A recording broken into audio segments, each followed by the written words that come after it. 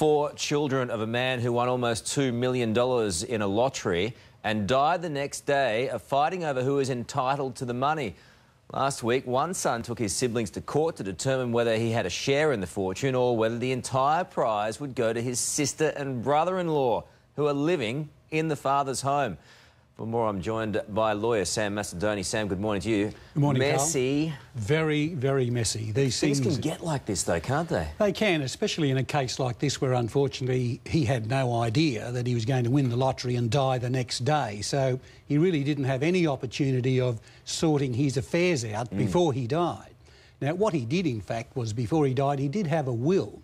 And in that will, he left what he thought was the major part of his estate to his daughter, the one that was looking after him in the house where he lived in the granny flat. And thereby he gave her everything he had, which were really his furniture and his chattels. Anything else, he said, can go to my other three children. As it turns out, the money, according to the judge, ended up in the residue of the estate, which meant the daughter, who was meant to get everything, got just the chattels, and the other three children got the money. What? That's right. So this poor bloke, I mean, not only is he poor because he's dead, but he's won the lotto, you know, the day before he does pass away. That's but right. His intentions for her have obviously not been regarded there. But how do people avoid this kind of thing happening, I think, is the important thing.